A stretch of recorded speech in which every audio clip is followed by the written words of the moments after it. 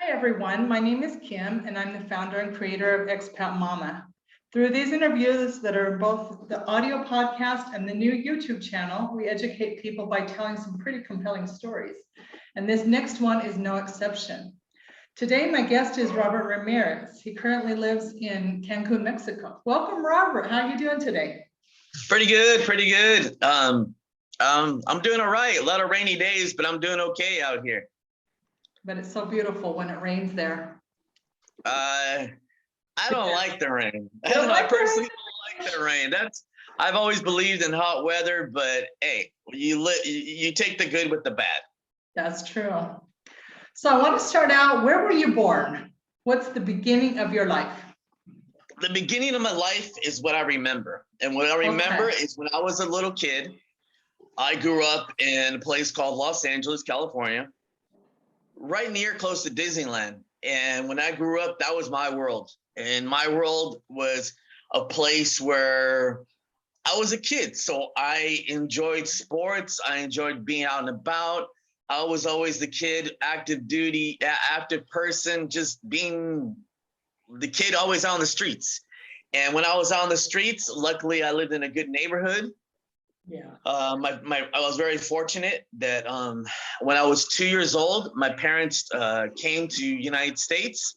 When they came to United States, they came with the visa, and we came with the tourist visa. And at that time, it was about the time a couple of years later where Ronald Reagan did an amnesty. That didn't really affect me, or I didn't even know anything consideration of that because, again, I'm a kid. And what does citizenship mean to me? What does the world mean to me? I didn't really understand about there's another country. There's just over there.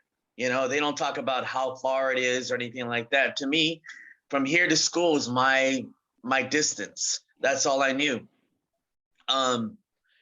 Well, me growing up, basically I finished elementary school, did pretty good. Grades were really great, A's and B's.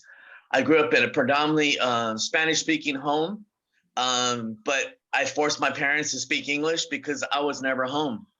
And of course, the American culture runs through my veins because that's all I knew. That's all I knew. American football. I can never, even living in Mexico, I can never understand the game of soccer, football. I can never understand it. So that wasn't my sport, but you name the other sports and I swear I know it. From baseball to football to Greco wrestling to track, I did it all. So elementary school, junior high, high school. High school was a deputy sheriff explorer, try to do positive things.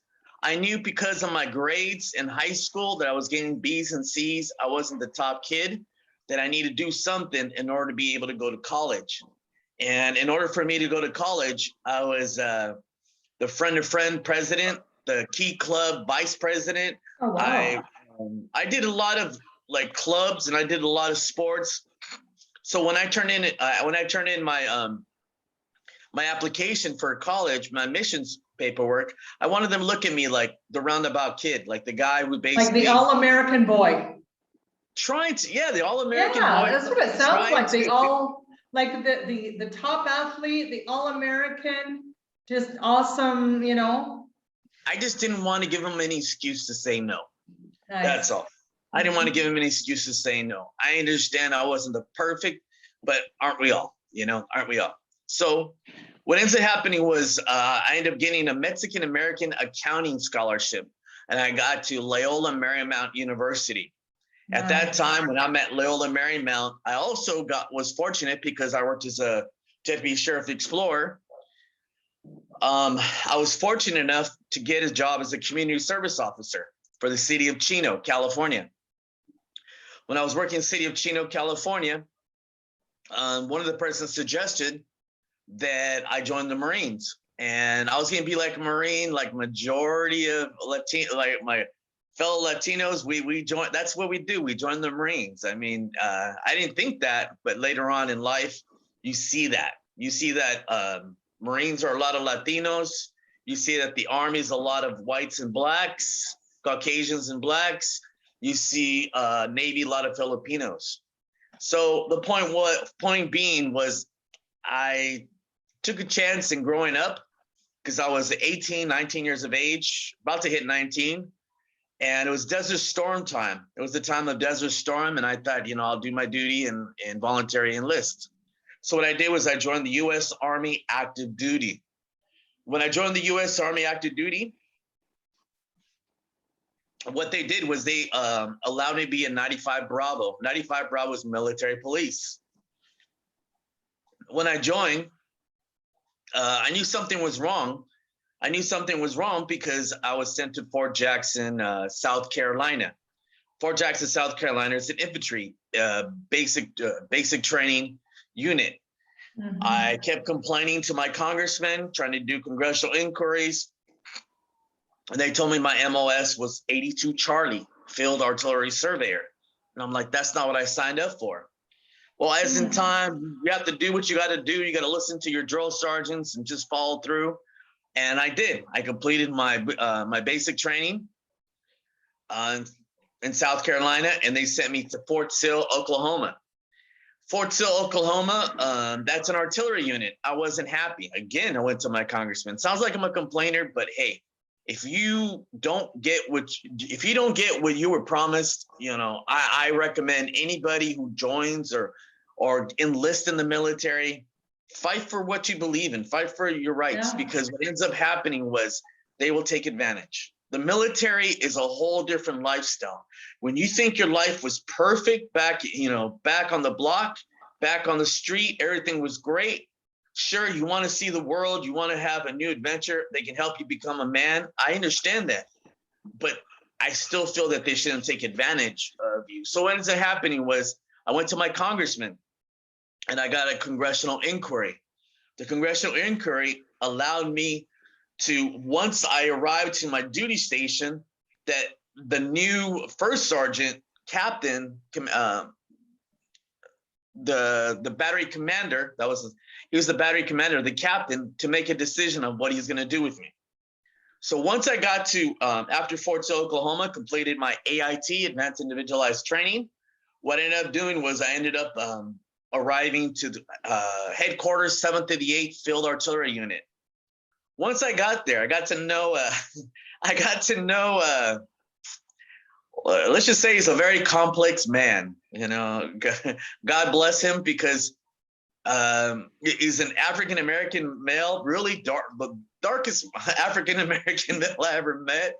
And he smoked like 3 packs a day. Yeah, I mean, this guy, he was my boss, my NCOIC, non-commissioned officer in charge, and me being a private E2.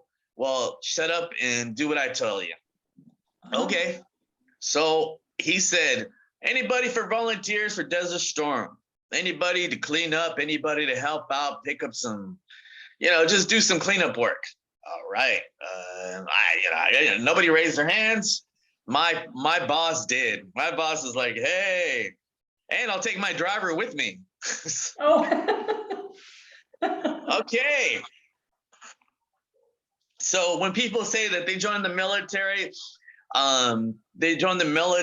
for reasons of fighting a war and stuff like that, I can honestly say, from my heart, it wasn't my goal to be in Kuwait City, but once I got there, make the most of it. Like I've told you, take the good from the bad.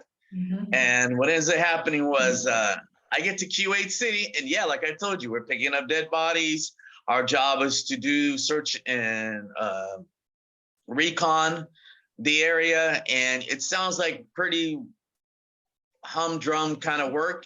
And it was to the point of us getting lost we were following another convoy, and then the convoy got lost and we got lost. And what ended up happening was while we were following the convoy, one thing you got to know is that United States will tell you what you want to hear as the general public. They want to say, hey, we're over there to do this for them. We're over there to help them out. But the people, imagine somebody just coming into your home and saying, well, it's for your safety that we're going to stay inside your home. And that's how they felt. So we weren't welcome there. So they always say the Desert Storm was the shortest, strongest war, because when they really when the war started, I wasn't there obviously, but as you see it as past in your history books, you could see that what they did was they wanted to make an impact, and they really hit it strong, and they sent all the missiles and all the attacks and all the divisions and all the batteries and artillery units to go in there and get the job done. They did it. They did their job, but they did a lot of damage too. And the reason I mentioned that was because we were on our little convoy, and on our convoy, these people weren't happy to see us. It got to the point where we were shot at, and not by one, not by two, but maybe if I had to tell you how many combatants we had about, not exaggerating, maybe about 8. We had about 8 people shooting at four Humvees, and then the Hummers. We were being shot at. We actually did transport with the Marines. My fellow, I can't say soldier because he was a Marine. His name was JJ. That's all we got. I can't remember his first name, because one thing about the Marines, they're not like the Army. They have their name tags on their chest. We have our name tags on our chest, and the Marines that we went with didn't have their name on their chest. Getting to the point was we got under attack, and when we got back, luckily it happened quick and it finished quickly. And the only person that got killed was JJ, where we took him back and he didn't survive. But it could have been me, and it impacted me because he was right next to me. It really impacted me. I mean, people tell me you gotta man up, you gotta relax, you can do it. Now, I have no problem with that. But it's gotten me to the point of some flashbacks. It got me to the point of I don't know if that's my excuse or my reason in life, or sleep apnea. But all I can tell you is that I mean, a dead body is a little bit different than an actual person losing their soul in front of you. Let me see. It's devastating. Once we got back. Yeah. Once we got back, I mean, we weren't there long. We were only there for like 2.5 months. We weren't there long, but when we got back, we thought, okay, we see people like I saw my staff sergeant. His name was Holt. The dark African American NCOIC of charging me. He gets like a award, like a big, I forgot which one he got, but he got a nice award, and they go, here you go, good job, here's your coin. They give us a coin, like, okay, good job, thank you very much. We get these coins. I go, they're valuable? No, they're just like little tokens or mementos of the occasion. And you're like, okay. It's like, you ever see the movie Donnie Brasco, the one with Johnny Depp, where he goes undercover, and then they just shake his hand real quick and they go, here you go, thank you, bye. Like, okay, whatever. I didn't expect a hug or even a gold star or anything like that, but I just did my job. But anyway, getting to the point was I got back to my duty station. Headquarters 7th of the 8th, they disseminated. It's not there no more in Hawaii. And what they did was they sent me to headquarters 3rd of the 7th Field Artillery. Once I got to the headquarters 3rd of the 7th Field Artillery Unit, I thought, okay, at least I'm in Hawaii. I mean, people talk about island fever. People talk about how people hate Hawaii the most places of all. I loved it. And the funny thing is that my last name is Ramirez. The people who live in Hawaii, or at least on the island of Oahu, are Filipino. And the people who visit are Japanese. If you were to take a flight from LA to New York, it's 6 hours. If you were to take a flight from LA to Hawaii, it's 6 hours. But if you were to take a flight from Hawaii to Japan, it's 4 hours. So what is my point? My point is that's why there's a lot of Japanese tourists.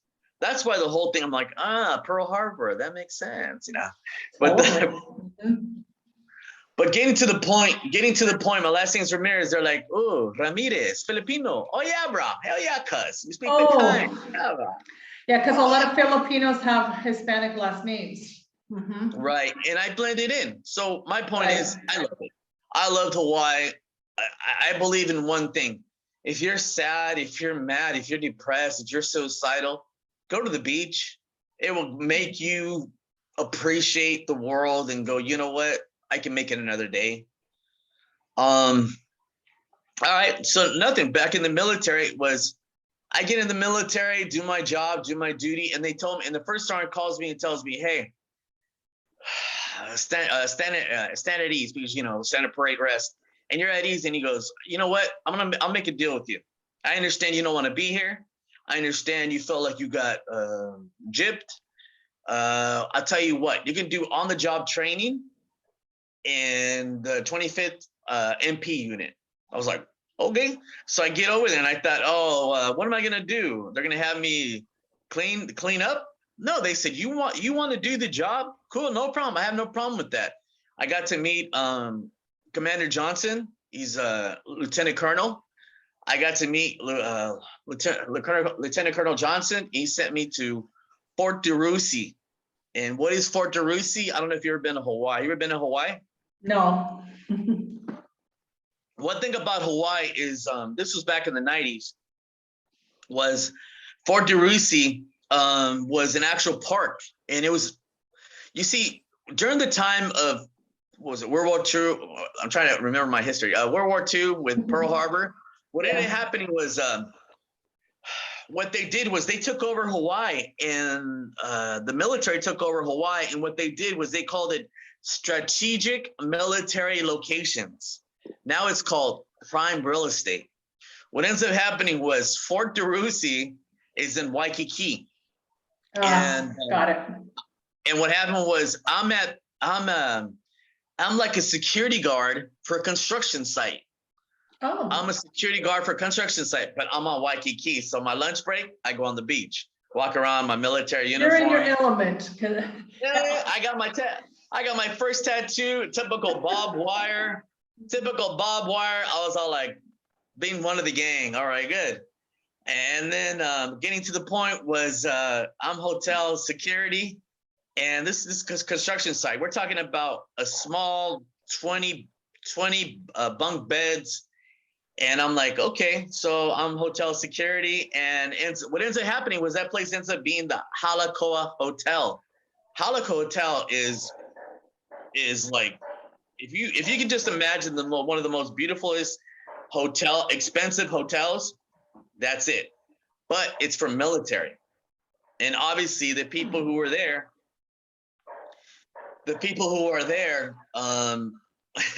what ends up happening was I'm security for that place. Anyways, getting to the point was time went on, and I did my time. I did another tour. I got a good conduct medal award for doing my first tour, and then my second tour, finished that, and got out with an honorable discharge. I got out with an honorable discharge, did my time. And during the time that I was in the military, I met a girl. I met a girl that I fell in love with, and we ended up, she came to live with me in Hawaii. She ended up getting pregnant, and I was happy. I thought, okay, my life's going to go on after the military. We're going to work things out. But you got to remember, military life, first, for a person in the military to be married, it's a trust issues. It's a trust issues. It's you're in the military. Every guy's hate to use the words, but a horn dog, because you got the barracks, and you got to bring her to the barracks because you're not married. You got to bring her to the barracks. So every guy's looking at the hot-looking girl walking up the steps. The only girl walking up the steps, because you're just surrounded by men, Definitely. Shortage of women, yeah. Definitely. And then after being there for a couple hours, they give you that walk of shame. So I wouldn't bestow upon my daughter, my sister, my mom, any female to be in that situation. But it is what it is. If you want to be with your military guy, you have to either meet him there or meet him like outside. And being broke all the time, that didn't help. That didn't help. Let me just ask you, what year were you honorably discharged from the military? So let's I was in the put a military for timeline together here. Yeah, the problem that I got is when I joined the military, I joined a month after officially on paperwork, Desert Storm, like expedient naturalization time frame was, I think, March of 91, and Okay. I enlisted of the end of April. So from 91 all the way down to 99, a little over 8 years. So I joined in the 90s. Just to tell you that I did my time. I got out. I thought I was going to be happily ever after with the baby's mother, and it didn't work out. It didn't work out. My life really changed. I think I wrote to you about it. That was because I was kind of like in my zone. I was basically in a little I was in my room just writing. You asked me in a questionnaire, and I told you what makes me different, what happened, how come things happened to me the way they did. I just tell people, you haven't walked in my shoes, you weren't there, you don't understand that I did everything that I thought I was supposed to do throughout my life. What I'm talking about is in the military, and this is getting to the point, was in the military, right during the time that I re-enlisted, I applied for citizenship. I put my paperwork in. What I did was I sent it in. I got my fingerprints done. I got my picture taken. It's expedient service. It's expedient naturalization. I never got notification. You got to remember, we're always going on these, what do you call it? We're going on these training exercises. National Training Center, Fort Chaffee, Arkansas, Fort Irwin, California. We're going to these training exercises, and I don't get my mail. Bottom line is that I don't know if it never continued, but I should be a citizen. I should be a citizen for that. And even being in the military only discharge, but that's another that goes into another topic or another question.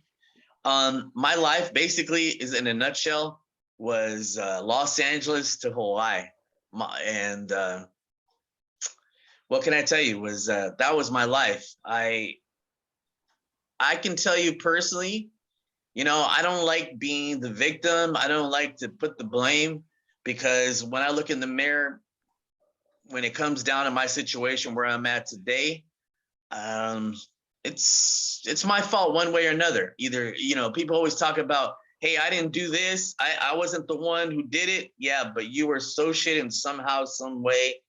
You went through that door to the right when you should have went to the left. So I can't put the blame on anybody. I came to you because I wanted to explain my story to people so they can understand that it could happen to you, because the military is still doing this, and they shouldn't. The USCIS, ICE, Immigration Customs Enforcement are still doing the same things. And what are they doing? Not caring. They don't care. Oh, you're a veteran. They don't even have a record.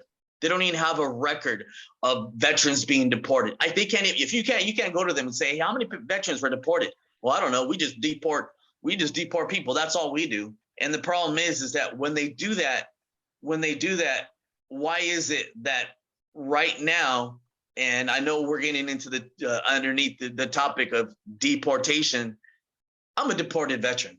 Whether I like it or not, it is what it is. I'll talk about it in a second, how it happened. But all I can tell you is that it shouldn't happen. It's an irony. It's basically oxymoron. You're talking about, to me, a veteran is a patriot. And if a patriot who's gone to the military, who's that part of that 2% of the population that joined the military, and you're telling me he should be deported? Now, I don't know. There's something wrong there. I mean, to me, that's an oxymoron. Good, bad. I don't know. Of course it is. Of course it is. So, okay. So we're at the point of who am I? I'm just, I met people in my groups, and I met people who live in Mexico, live in Africa, and I'm never, and it's sorry to say, but it's true. I mean, people say, oh, you know, you don't got your facts straight. Yes, I do, because the people who have been contacting us as a group have told us, I'm Latino and I'm Black. I haven't seen nobody, hey, I'm in Canada and I got deported. Hey, I'm in Europe and I got deported. Don't get me wrong, there might be, but there has yet to be a report of what ICE ends up doing was, we have a saying, because I'm post-certified, Peace Officer Standard Training Academy certified. What that means basically is that if it walks like a duck, talks like a duck, acts like a duck, it's probably a duck. So when the ICE, when they get involved, what they end up doing was they stereotype. They stereotype and they said, get that Latino, get that Black, and it's true. It's true. The majority of the people who are deported are Latinos. That's how come we're all like Mexico, El Salvador, Guatemala. They're all like Southern America. I don't know who put the memo out there. I don't know what happened. But I do know one thing. I do know that President Biden said, and I quote, as Kamala Harris said, they both said, when somebody stood up during their election, their election time in 2020, they asked them, hey, what are you going to do with the deported veterans? Why is this happening? I will bring them back. And they have yet to do that. They have yet to do an executive order. They have yet to follow through. I know there's some haters out there. They say, oh, you know what? I forgot the saying, go with the race car driver. You know what I'm talking about? The race car driver, they go John, go Ricky, or something like that. It must be a man thing, a man Formula Uno. No. What happened was there was an interview. There was an interview with the race car driver. Okay. And the race car driver, they were saying, F Joe Biden. They were saying in the background, F Joe Biden. They were like chanting it. And then she goes, oh my God, they're saying go Bobby, or go, I forgot his name. Let's go Bobby. So now every time, anyway, the point is that people have their personal opinions, right side, left side. Look, I've talked to people on the right side or left side. They all say the same thing. Why? Why are we deporting veterans? This shouldn't be. People say the only kind of like excuse anybody has said is that they're criminals. Here's the thing. What happened was, no, I've actually had debates with people online. I've had debates because people were saying, no, you know what? They're justifiably deported. They went in front of a judge. I was held for 2 years in an immigration detention center, Arizona, getting to the point of what happened. After the military, my life wasn't easy, especially with the baby's mom making my life hell. After the military, she was cheating on me. She was cheating on me with the parole officer, and the parole, look, I wasn't on parole. The point was that he had under his control parolees, and parolees were some guys like felons and everything were coming after me, and they're cholos, sureños, and they're like, hey man, just want to let you know, just want to let you know that you need to let, I'm throwing names out here, but I'll tell you, at least the first name. My baby's mother's name is Sandra. And what happened was with Sandra, just go figure, the parole officer's name is Robert.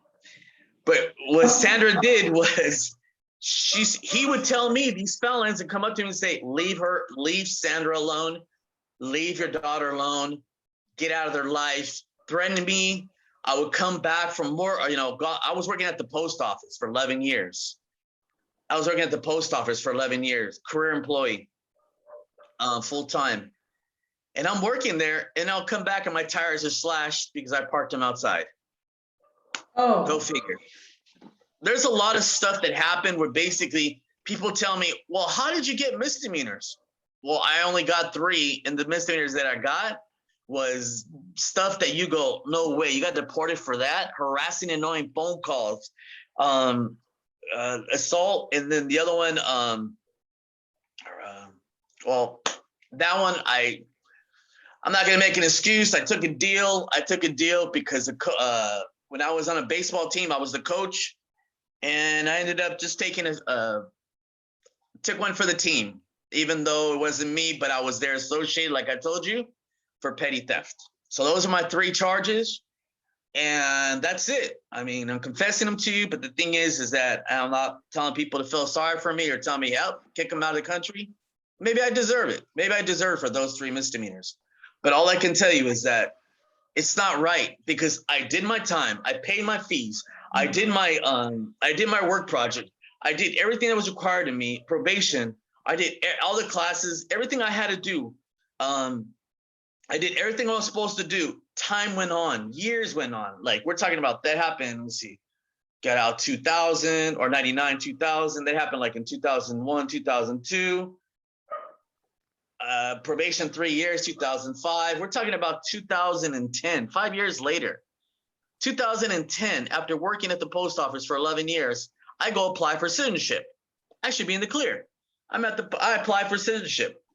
Do I need a lawyer? No, because according to the official law of rights, the military doesn't have to pay, one, and two, they get expedient or they get citizenship. That's the way I got it understood. They get some kind of assistance, some kind of thing. Okay, I don't know the basics to it, but the bottom line is that they should help them out. The moment I apply, the moment I put on paperwork, never lied, put it on paperwork. Sure, I should have got an immigration attorney, but at this time, I'm kind of like broke with the money that's being taken out and the damages that are done from the baby's mom. I apply for citizenship. The moment I go to my interview, I get put in handcuffs. I get shackles on my feet, and I get thrown in a cage. And they tell me that, hey, you're gonna stay here. We're gonna hold you. And I show my military. I show them my VA card. Because there's a VA hospital that I was attending for PTSD, and I was also going to for my service-connected disability. I was going to the VA hospital, and I show them my card. It's called called DEERS, DEERS. Point is that I show him my ID card, and he goes, you know what? We're gonna let you go. We're gonna allow you to come back in about a month and a half, about 40 days. Mm-hmm. All right. So, okay, I thought they made a mistake. No problem. I left that location, went to work that night. Go figure. Tell me how terrible this is.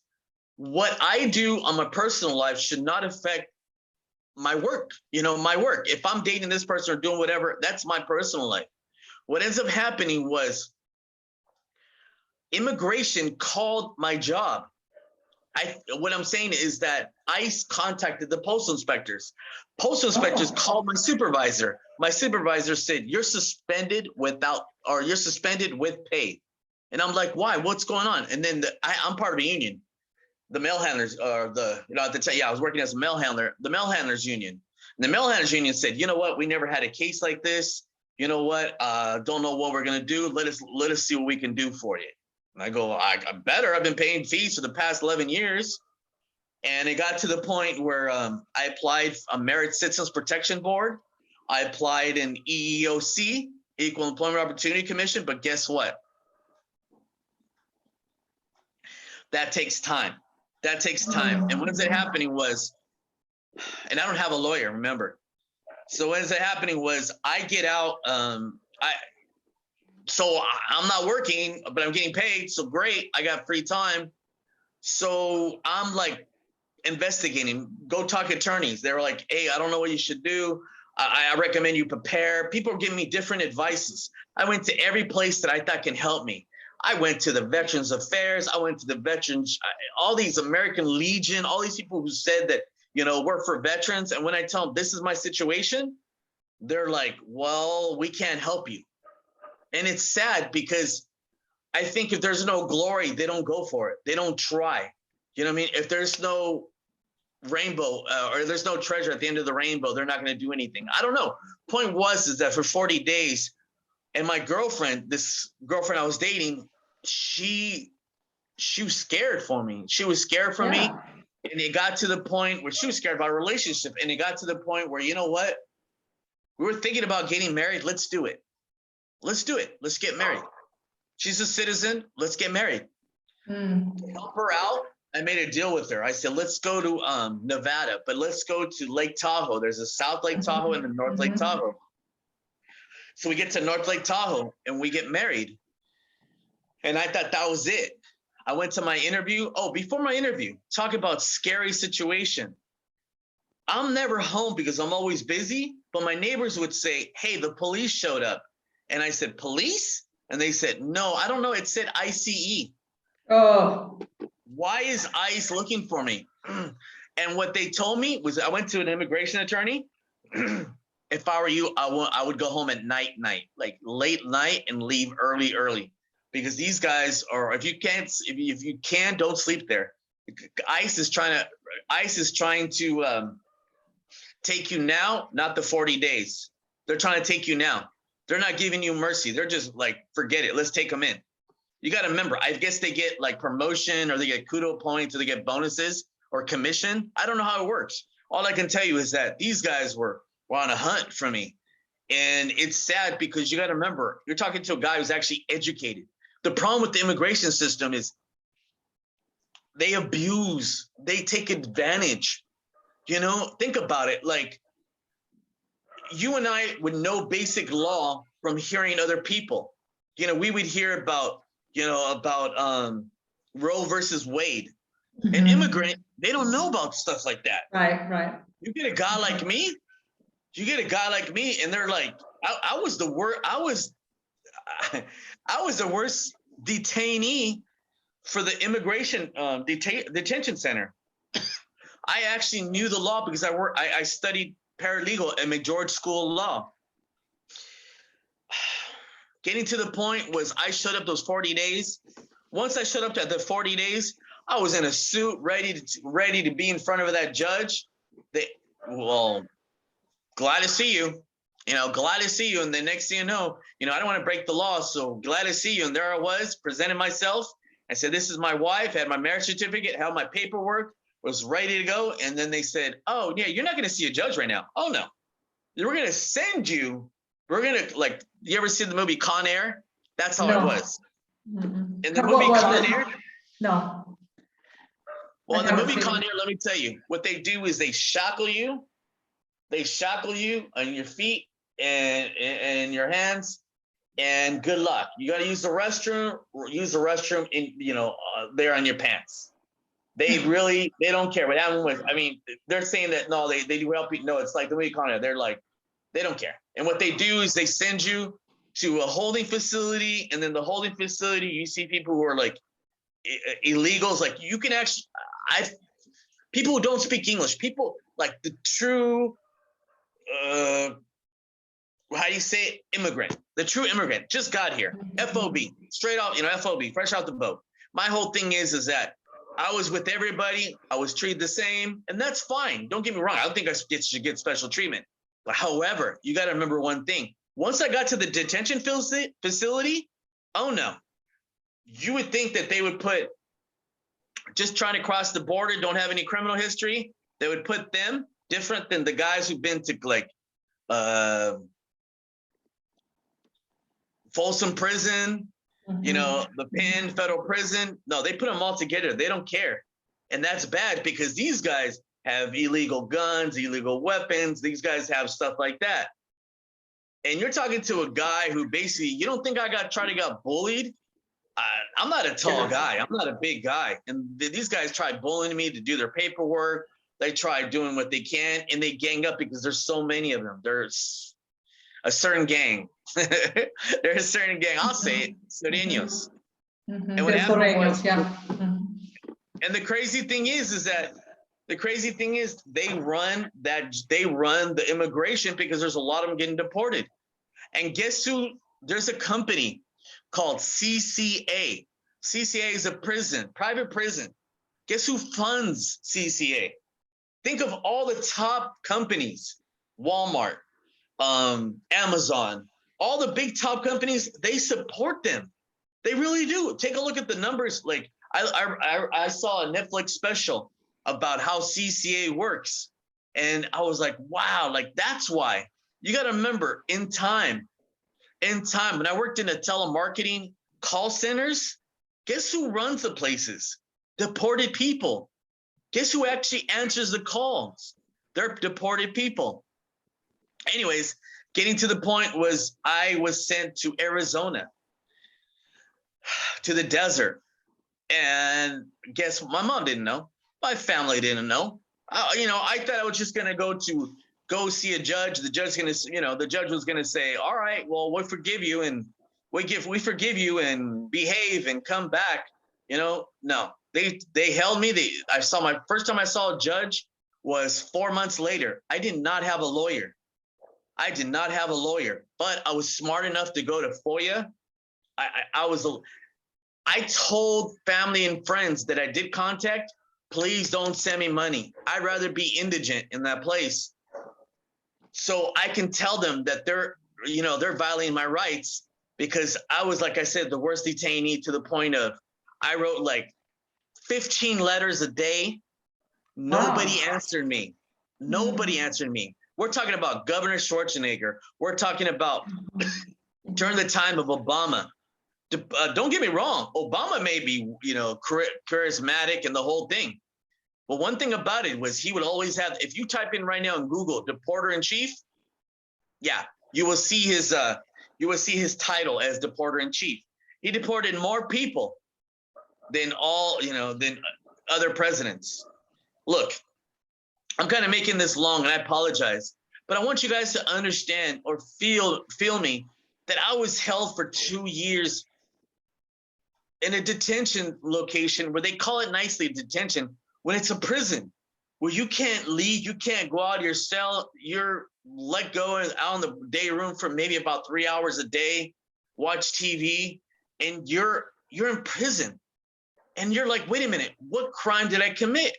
And they're saying you violated the immigration, some immigration law where basically you have to behave yourself. But I thought I had this thing called a legal permanent residence. I had a legal permanent. That magic word permanent does not exist. It's temporary. So I had a legal permanent residence card. When I had this legal permanent residence card, they took it away. They took away all my IDs.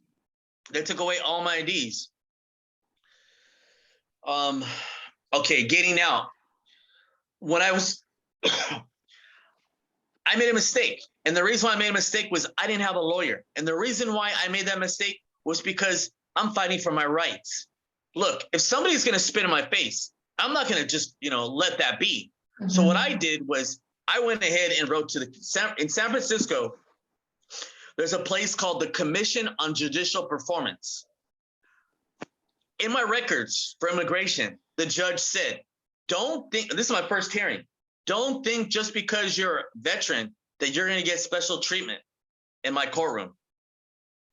Once I heard that first thing, no, I wrote to the Commission on Judicial Performance and I said, this is not fair. This is not fair. I'm not asking for biasness, but I'm asking this consideration, because that's part of my good conduct behavior, good moral character,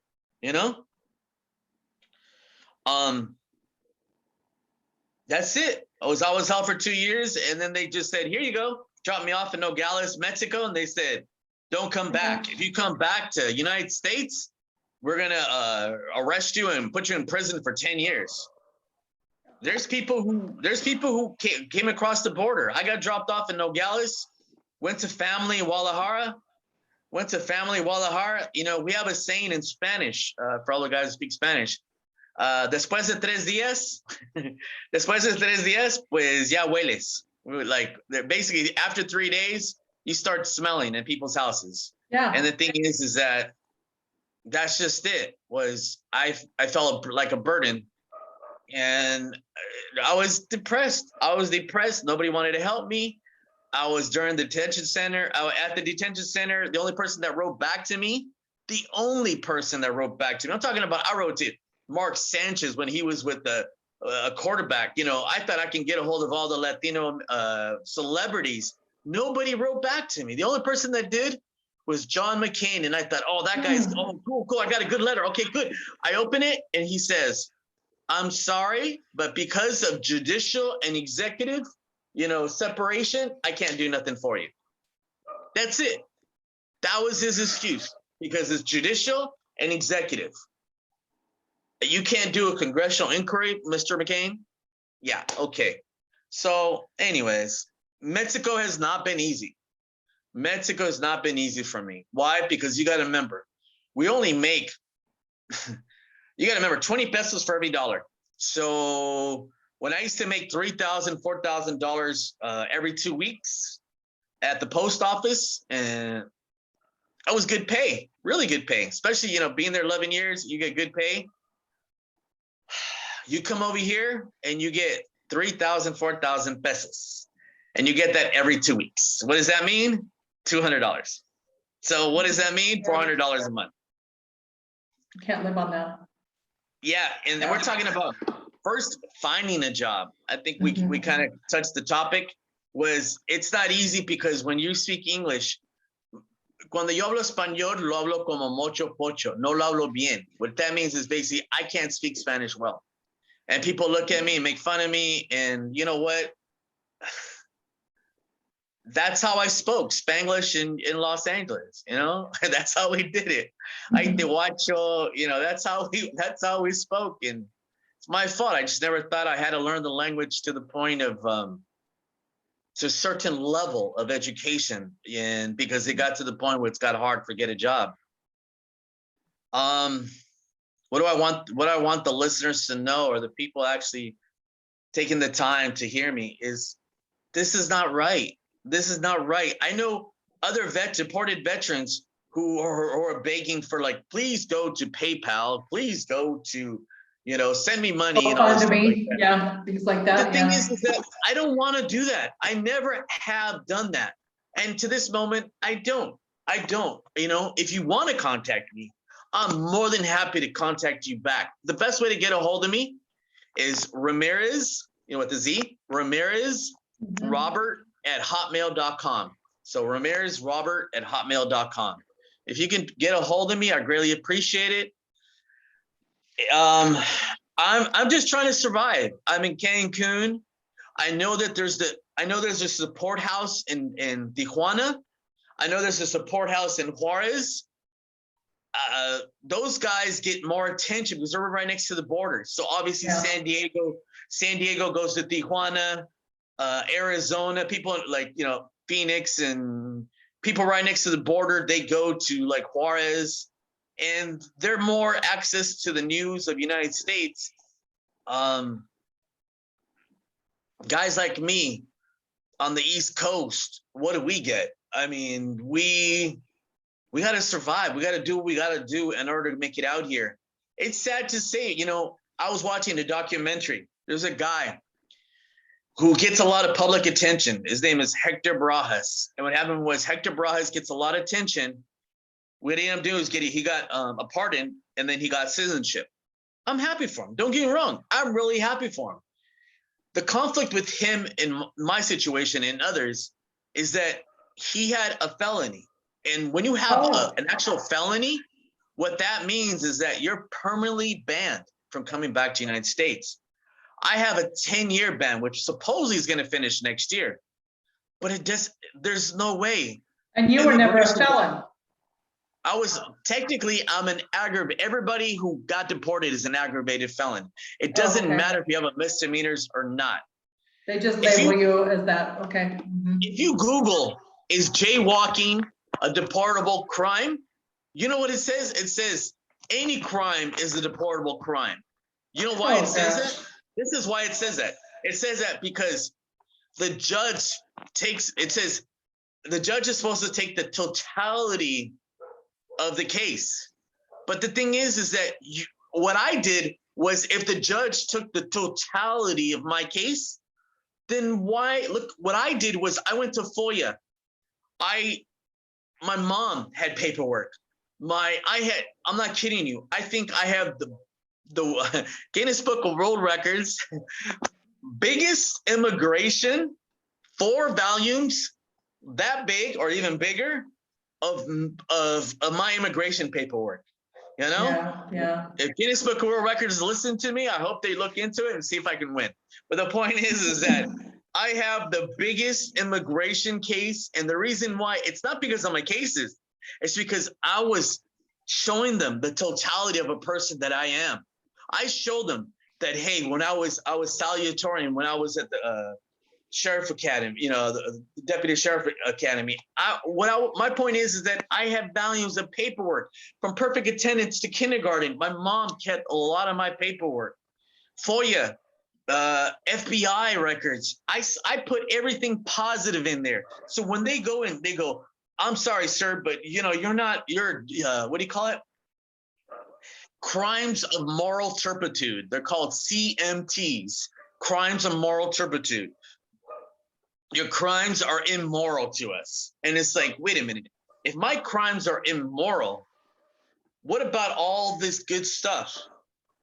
The judge didn't care. The judge was pissed off because of what I did with the Commission on Judicial Performance. The judge was not happy.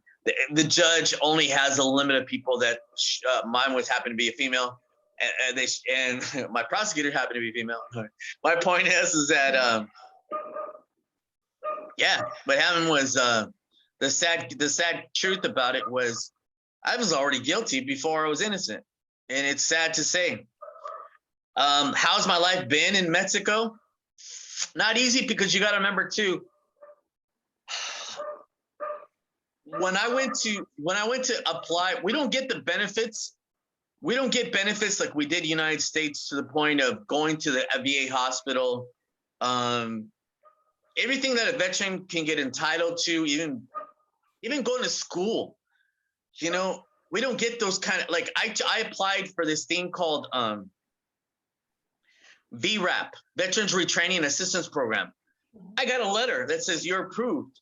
But then when I show them the school, what they do is they tell me, I'm sorry, but those schools do not qualify within our list. And I go, what schools qualify? All the schools in the United States. So I don't know. I'm in a mess right now where basically I have to find an online course in the United States that's willing to accept me without an American ID, without an American ID. And well, anyway, that's a whole different thing. And there's a lot of things that I've lost in my life. I lost my mom, my brothers, my sister, my daughter, the wife that I'd never seen since the day I got deported. She wrote to me. She said, like a Dear John letter, and said, I got to move on. And my life, I'm trying to make them, like I said, I'm trying to make apples out of oranges, or lemonade out of lemons. And I'm trying to do my best out here. It's very hard. My house that I'm staying at, my brother actually pays for it. And I'm fortunate enough to have space upstairs. So I'm welcoming anybody to come out and visit. I have bunk beds upstairs. Mm-hmm. And I call it the Cancun Deported Veteran Resources Support Center, because if anybody needs help, that's a veteran that's deported, that needs any help, I'm more than happy to help you out with paperwork, getting to know Cancun, even getting to know, discounts or whatever I can do to help out a person when they come to Cancun. Get a hold of me. I'll tell you the nitty gritty. Don't go here, don't go there. I'm pretty sure you can tell me a couple of facts about Chapala. Oh yeah. Can you show your shirt that you've got on? You've got a special T-shirt on. What does it say on it? Let's look at that. Well, to identify us, what we did was we actually have a guy named Jose Francisco Lopez. And Jose Francisco Lopez, what he did was he made a whole bunch of shirts, and he came out here on vacation one time, and he gave me as a gift, return deported veterans. I put banners in front of the American Embassy. I've sent letters. I've done everything possible to get awareness out to. I'm in the area of Cancun. In Cancun, we have Playa del Carmen, we have Merida, we have, let me see what the closest area is. Merida, Playa del Carmen, Tulum. We have all those areas that have American embassies. So American embassies are actually places that you have that American contact, American government contact within another country. The consulates, the embassies. And what happened was you go there And that's what I did, was I went to them and said, what can you do? How can we do this? How can you get aware? What can you do? Can you send a letter? Can you do that? And basically they just shun you away. They did care. I mean, being a veteran, they're like, you can do the same thing we're gonna do. We're just gonna mail it. Like, I'm talking about paperwork, we're talking about information. They're basically, what they do is they wipe their hands and they basically say, we're just here to help people, like, with passports, and we're here to help people with, they don't help with any, they wipe their hands, just like how it was when I was in the United States, and I asked the ACLU, I asked LULAC, I asked any kind of organizations to help me out. I asked other organizations, NAACP. I've asked every association, and then they didn't help me. And everybody wipes their hands unless they get some kind of fame out of it, and it's sad, some kind of publicity. So but basically, Robert, what you're saying is and you're probably not the only case that's like this. Obviously, when we were in that area in Playa del Carmen, we ran into so many guys that were deported, and they're just working there trying to sell, tourism packages and doing what they can. Some of them were from my state of Utah, where I'm from, which really surprised me. So what you're saying in a nutshell is there hasn't been any real help for you guys out there, at least not for you. There hasn't been any help with a lot You've of exhausted your resources, basically, is what you're I'm exhausted, and I'm reaching out to people. Please contact the president, contact the vice president, contact your politician, contact anybody, congressman, even celebrities, media. They're the ones who are going to help you. Even though this may not be like Dateline or 2020, your podcast, my whole thing, or your interview, my whole thing is that we can pay it forward. All of us can pay it forward. Somebody knows somebody who knows somebody, somebody knows somebody who knows somebody, and they can help out. They can help out. It just gets to the point where it's frustration, where you're trying to survive, and you want to open up your heart to people and say, what can I do to help you? And I don't want to ask for their help, because all I can do is I get embarrassed. I get embarrassed to put a hand out to people and say, hey, I can't do that. I can't bug people. I'm not that kind of person. I just want people to please, like, look into my case and not feel sorry for me, and go, oh, he should have. I hear people like, oh, you should have applied for citizenship. There's people out there. There's cases that you will not believe. People go, oh, because they always have something in common where they have a crime. Can you believe this is true. There's an actual guy who worked, in time. He worked Border Patrol. He was working, everything's fine. Years have passed. He loses his ID or his wallet. Once he loses his wallet, what ends up happening was, once he lost his wallet, he went to the DMV and he said, hey, can I get my driver's license? Oh yeah, sure. Oh, sir, where were you born? Looked him up in the county. He's not registered in that county. And he goes, I got my birth certificate right there. And they said, sir, this is falsified. And they go, but this looks legit. Wait a minute. It's got everything like that. And it turns out that his father that passed away must have made the paperwork. The point is, the guy is going through immigration. They want to deport him. We're talking about his buddies. His buddies want to deport a Border Patrol agent. Has no criminal. This stuff is unbelievable. I mean, but it's true, and I'm so thankful that that we reached out to each other, and that you've been able to tell your story, because it's not all cut and dry, and it's not like these guys committed a crime. This is real. This is happening. We've run into so many people down here in Mexico, good people who are tax-paying citizens who never committed any crimes, or even if they did, it didn't merit, being deported, for sure. I'm not a judge of the law, but this is a real case. This is a real person whose life, I'm talking about you, has been devastated. When I got here, Guadalajara, people don't think about it, People really don't think about it, but you know what? What did I have to live for? And it got to that point. It got to that point. You know, what do I got to live for when there's nothing? You know, people. You have to walk in my shoes to understand. Once I got to Guadalajara, I thought that was it. You know, people tell me, "Oh no, you just gotta wait 10 years," and then I kept seeing people get rejected. Even people who like are lawfully able to go into United States get rejected. And I said, you know what? I'm never gonna go back.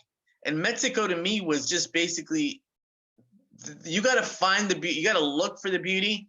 It just depends what, like we talked about, what may not be right for you may be right for another person. And that's what happened to me. I didn't feel comfortable. Me personally, I didn't feel comfortable in Guadalajara.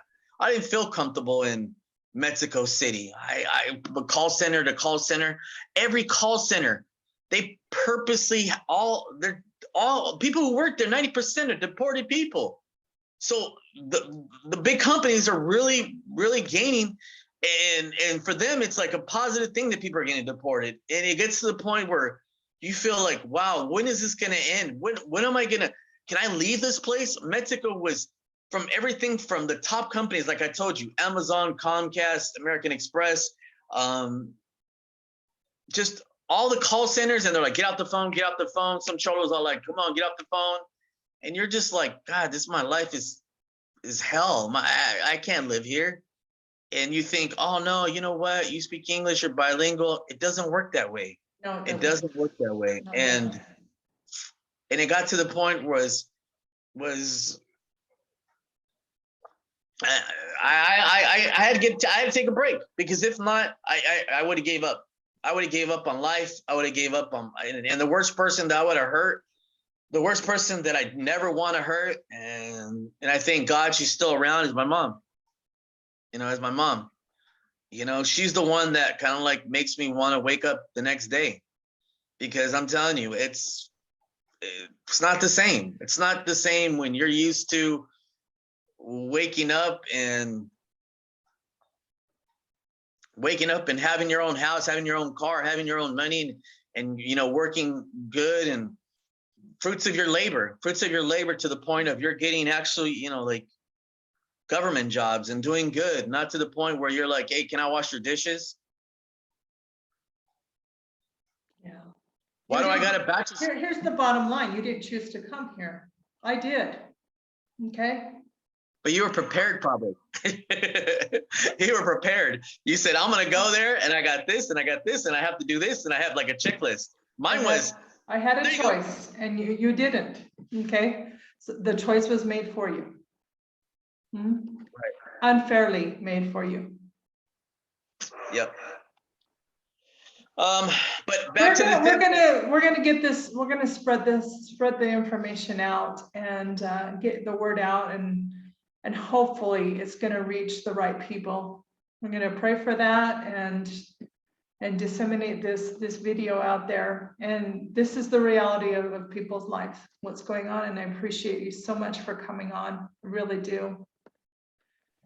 It's been a very emotional and very taxing interview for you to just get this all out. Because it's emotional and anger, because you cannot do anything. You feel hopeless, and you feel helpless and hopeless, and you're just like trying to reach out, and you're just like, what's the word? You feel like you're screaming in an empty room, and you don't know, you don't know who. Hopefully somebody will listen, and you don't know what to do. You don't know what to do. You don't know who to see. You don't know. I've written. I think I sent you statues where, you know, I made little trinkets or do anything, you know, reaching out. If the mail doesn't work, if Instagram doesn't work, if Facebook doesn't work, if US mail doesn't work, if contacting people by phone, if WhatsApping people, I've done everything I can think of to communicate. I've asked people to go over there, knock on their door. And you know what? The saying goes, those who matter don't mind, and those who mind don't matter. And it's true. And I'm hoping and I'm praying somebody who is an expat, or even somebody who watches your your interview, your channel, somebody who watches your channel in the United States or wherever, they look at it and they go, you know what?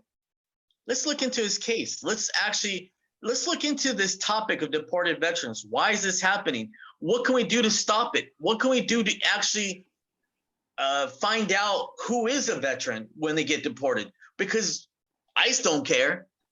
They proved that. They have records showing that ICE did not keep a record of all the other veterans that were kicked out. You know? Yeah. You're the third interview that I've done about deportation. One family self-deported when they were about to get deported because he didn't have the proper paperwork. That was one case.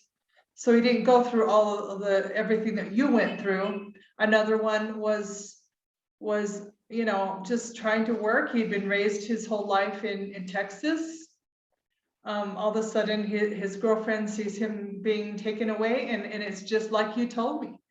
And he was shackled with all of the guys together, you know, and they were dumped off at the border in the worst state possible in the, I can't pronounce the word, it's the state, it's right below Mexico that starts with T. Tijuana? No, TJ? no, the other one. I can't pronounce it. Okay, I don't, it doesn't matter. Near Reynosa. Anyway, yeah, so yeah, that was an awful story too. But I want to tell these stories because You don't think the they need to cartels? be told. You don't think the cartels have approached me? You don't think I'm over there at the Mexican American Hospital and I'm at 2 o'clock and they have a VA appointment, and the next, you know, some guy comes up to me and goes, "Hey man, where are you? Oh, you're a veteran, because I know every Tuesday at 2 o'clock they're here." And I'm like, "Yeah." They're like, "Yeah, what's up, buddy?" And he's all like, "Yeah, man, you know what? I got a job if you need it and stuff." And you're like, "Okay, cool, whatever." And the next thing you know, he's all like, "Yeah, don't worry, I'll make you like $40 a day." And you're like, 800 pesos. You're like, "All right, cool. What do I got to do?" He's all, "Don't worry about that, man. You're my homie." It's like that. And you're like, he's talking like this. You're like, wait a minute, what's up with him? Like, you don't know this guy. And straight up, and time went on, his name was Marcos. And Marcos kept looking for me. People told me, "Don't talk to Marcos. Marcos sells drugs. Don't talk to Marcos. Connected. Don't go that way. Don't go like that." And Marcos kept looking for me. It got to the point where I left Guadalajara. I had to leave. I had to leave because Marcos kept coming after me to the point of like a military recruiter. He kept coming after me. He kept coming after me, like saying, "Oh, don't worry, you know, your life will be better with me. You know, I'll get you a good job. You speak English. You can come with me, get the gringos," like that. And nah, I left. No, thank you. No, thank you. Yeah, but there's stories about that. There's stories that cartels recruit ex-military, U.S. military, because who's more trained than a military soldier? Yeah, for sure. I don't know. I'm just hoping and praying that day happens where there's an executive order by Biden. At least he's more sensitive compared to Trump. Yeah, well, that's to be determined. That's to be determined. And I am no Trump supporter. I can tell you that right now. Down here in Mexico, you see a lot of bumper stickers that say, "If your answer is Trump, you're on the wrong side of the wall." You know, you've probably seen those bumper stickers down here. But anyway, who knows? But I just, there's a reason why you've come on. There's a reason why you've come on. Who knows? We're gonna get the word out, and by the grace of God, hopefully it will reach the right ears. So we pray for that. Yes, thank you for coming on.